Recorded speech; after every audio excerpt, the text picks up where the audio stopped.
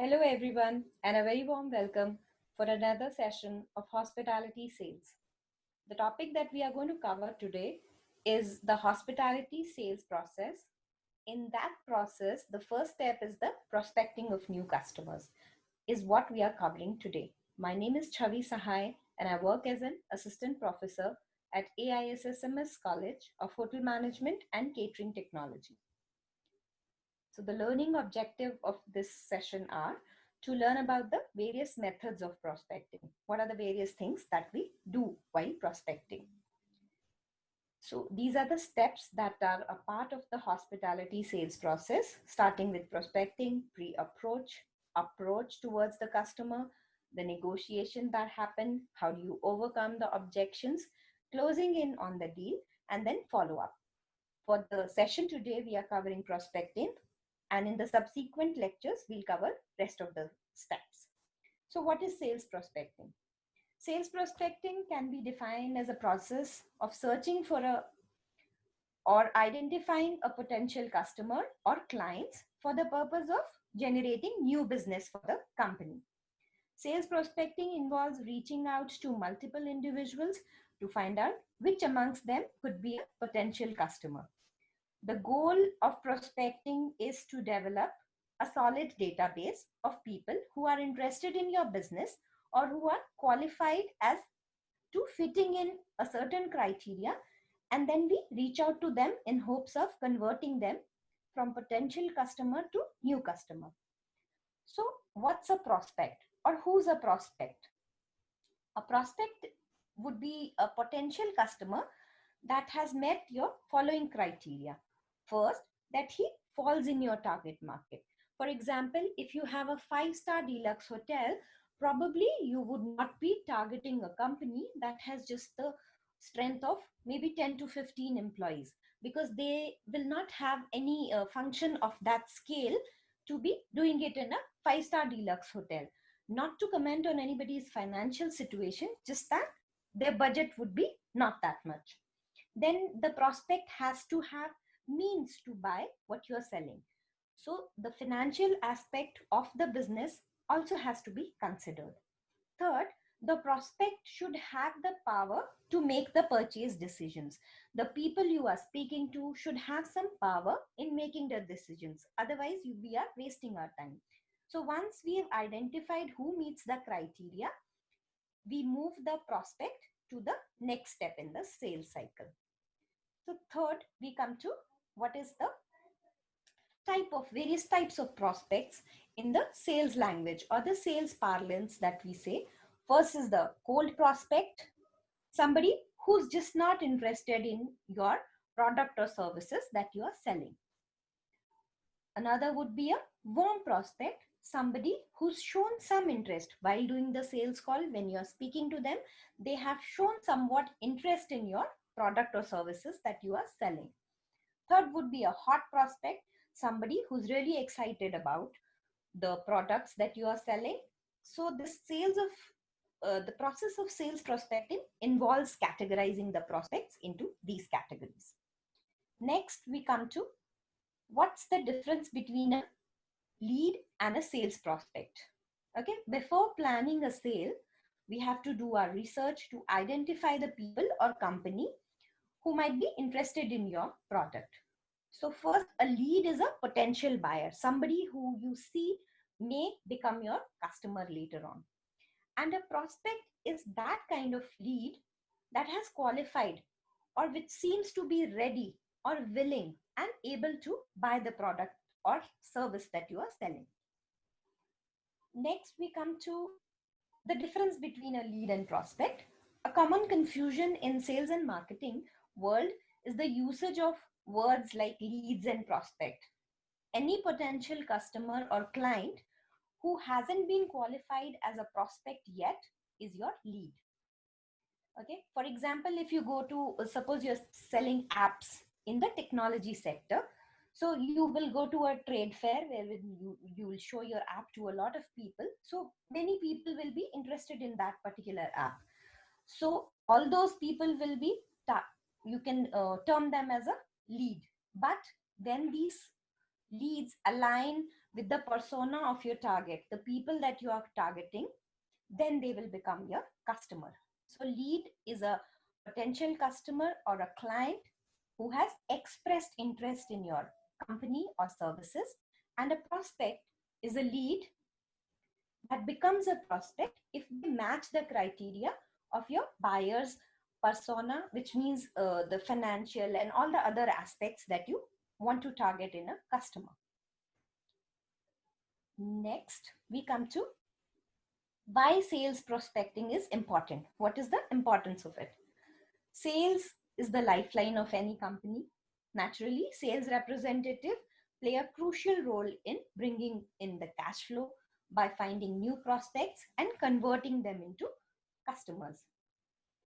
Prospecting is absolutely crucial because it keeps the sales pipeline occupied. Means there are always leads and prospects which are lined up. When salespeople are always on the lookout for leads and prospects, the chances of getting them converted are much higher. Okay, sales prospecting needs to continue. It cannot be that you think now I have lots of customers, so I don't need to do prospecting. No, because business has to keep growing, so the prospecting has to continue. This will ensure that the company has large enough customer base and it outshines its competitors even in the times of slow growth or during a recession. Now we come to the various techniques of prospecting. So 50% of the time, generally as per a research, is wasted in unproductive prospecting. So the most important aspect would be that we do not waste our crucial time, which will be again disastrous for business. That is why businesses need to be aware of proper sales prospecting techniques to kill off any unproductive hours and make the most of the time of the sales people. Sales prospecting techniques can be broadly classified as outbound prospecting and inbound prospecting. So first we come to outbound prospecting. It is a traditional form of sales prospecting in which the sales representative conduct a lot of research on their target market and they reach out to the prospects with the intent of converting them into customers. Outbound prospecting involves things like cold calling, which means making unsolicited calls to sell a product or a service to a prospect. It is a fairly outdated method of selling something to customer. Sometimes the customers get annoyed rather than being interested in your product. Okay, so sales cold calling is not adhered to so much nowadays. Next is social spamming, which involves sending a lot of unwanted social media messages or emails, etc., to sell a product or a service. Third is a drop in, which just means simply involves, it means that showing up at a prospect's business in hopes of you converting them into a customer. So you just land up at their office or their probably place of business and you just introduce yourself and you start selling your product. So all these are known as outbound techniques of prospecting. Next, we come to inbound prospecting. Inbound prospecting is where the customers come to your business due to some information that they may have found about you. So it's like a reverse process. This includes social media platforms and other places across the internet where they've come across your name. A big part of inbound prospecting is the use of CRM, which is your customer relationship management tool, which gives you a detailed outlook of how the prospect first visited your website, what pages they viewed, what actions they've taken, have they downloaded anything from your site, etc. So all this knowledge helps you in getting to know the prospect's intent, whether he intends to buy or not. Second would be warm emailing.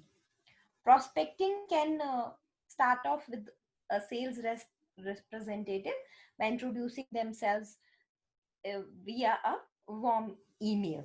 We don't just jump right in with the sales pitch, start selling your product. You just spend some time to introduce yourself and how you found out about the prospect. Next is the social selling, which is the very in thing nowadays, which involves use of various social media platforms to nurture the leads and find out whether they can qualify as our prospect. Next, we come to prospecting criteria. How do we decide whether somebody is our prospect or not? So, we only target the prospects that are willing to buy or fit in our ideal customer profile, okay, in terms of financial status, in terms of their personality, in terms of their spending power, various other things. What class do they belong to, etc. So some of the questions that you can ask yourself before you approach them would be: what industry are they in, where are they located, as in their office, etc. What is the title of the decision maker, the person who's making all the decisions, whom you are speaking to? What is his title?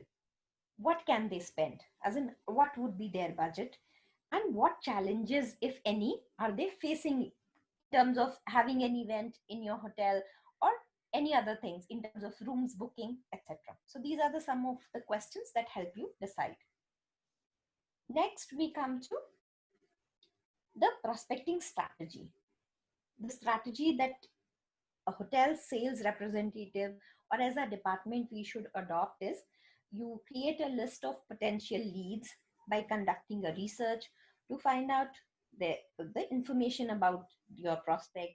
Sales representative can use social media, their existing network, customer referrals to create a solid lead. Okay, but if you already have a solid customer base, you should spend some time creating an ideal customer profile. What is that your customer should look like, okay, in terms of various aspects. All these different types of outreach work better for different types of prospects. Next, we come to various steps in prospecting. First is to define your target persona. Okay, remember the criteria we talked about earlier for being qualified as a prospect? The first step would be to define what the criteria is for your company, whether the lead that you are pursuing falls in your target market or not. He has the wins and the means to buy what you are selling, and also does he have the power to make purchasing decisions. Next step would be to do your research. Once you have a clear image of your ideal customer, you should start researching. From different sources, you should try and find out to whether this person qualifies as a prospect or not. It can be social media, it can be customer referrals, trade shows, business magazines, etc. Third would be to prioritize the prospects. Once you have decided that this is my list, you prioritize so that you can save time and effort while ensuring that you only go after the prospects who have the highest probability of being your customer. Next would be the first contact. Okay, how do you first contact the customer? You can use any of the above mentioned ways of inbound or outbound sales prospecting to make the first contact. Next is the step is building relationships. The outbound outcome of prospecting is to open up and explore the relationship between the company and the prospect, and to determine whether both parties can benefit from such a mutual relationship or not.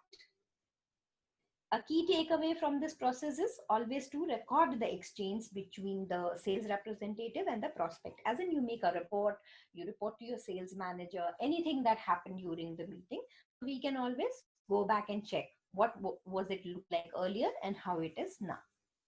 Next, we come to sources of prospecting. Very important. How do you source various prospects? The list is not very extensive. It can be referrals from the past and present clients. Somebody who's already your guest, you can ask referrals. Other departments which are there within the large corporation or groups that are related to the property where you are currently serving. Suppose you are approaching Tata as a company, TCS as a company for your sales prospecting, but any other company that is a part of the Tata group, you can ask TCS to give you a referral for, say, a company of Voltas air conditioner, okay, because that also is a Tata company. So probably you can approach them using this referral. Third would be your local organizations and companies. You can ask them for the prospect that you are looking for. Next would be the community contacts. So community contacts are basically people who come across with internet So community contacts would mean getting referrals or any contacts of prospects from the community, the area where you are based in. Next would be a front desk personnel, because front desk people come in contact with a lot of customers, so they can probably give some leads to the sales department regarding the customer who can become your potential customer in terms of banquet booking or other future bookings, etc. Next would be your other property employees. Like if you are a chain hotel, then people from other properties can give you some prospects. Next would be the properties competitors, because we all as a chain are a part of the same sector, say five-star deluxe hotels. Other hotels, suppose they are doing very well and they are 100% occupied, so they can also give you some prospects. There are some days in the winter months when we are all very busy, so that time probably they can give you some reference. For that you have to have good contacts, and there will be some other sources, people who you come across with in terms of your sales calling, etc., can give you contacts. Next, most important would be the networking that you have with all your peers, your colleagues, your employees when you go out in the field. And last but certainly not the least would be internet, because there you get the information about everybody. So all these sources you can employ.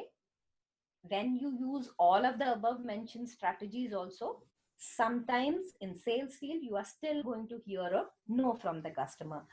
But relationships, including business relationships, are built over time.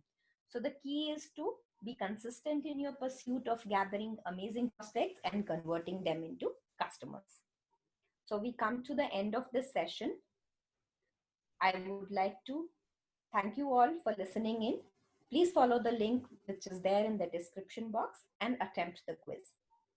I would also like to give credit to the following sites from where I have sourced some pictures for this presentation.